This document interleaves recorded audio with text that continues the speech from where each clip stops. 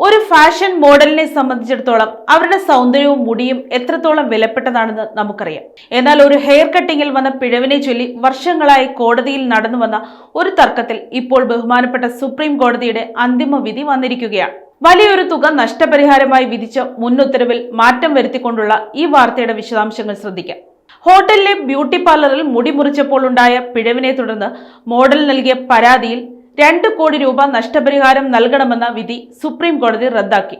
പകരം 25 ലക്ഷം രൂപ നഷ്ടപരിഹാരമായി നൽകാനാണ് കോടതി ഇപ്പോൾ ഉത്തരവിട്ടിരിക്കുന്നത്. 2018 ഈ കേസിനാസ്പദമായ സംഭവം നടക്കുന്നത്.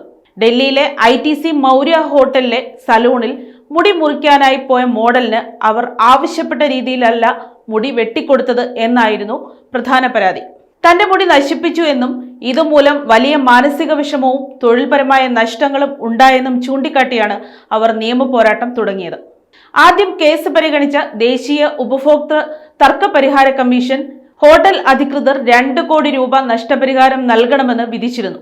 എന്നാൽ ഈ തുക അമിതമാണെന്ന് നിരീക്ഷിച്ച സുപ്രീം കോടതി ശാസ്ത്രീയമായ കണക്കുകളുടെയോ കൃത്യമായ തെളിവുകളുടെയോ അടിസ്ഥാനത്തിലല്ല ഇത്രയും വലിയൊരു തുക നിശ്ചയിച്ചതെന്ന് വിലയിരുത്തി. തുടർന്നാണ് നഷ്ടപരിഹാര തുക 25 ലക്ഷമായി കുറച്ചുകൊണ്ട് കോടതി വിധി പുറപ്പെടുവിച്ചത്. മുടി വെട്ടുന്നതിൽ വീഴ്ച സംഭവിച്ചിട്ടുണ്ടെന്നും സേവനത്തിൽ കുറവുണ്ടായിട്ടുണ്ടെന്നും കോടതി സമ്മതിക്കുന്നുണ്ടെങ്കിലും നഷ്ടപരിഹാരം നിശ്ചയിക്കുമ്പോൾ അത് യുക്തിസഹജമായിരിക്കണം എന്ന നിരീക്ഷണമാണ് കോടതി പങ്കുവച്ചത്. News desk Kottarakkara media.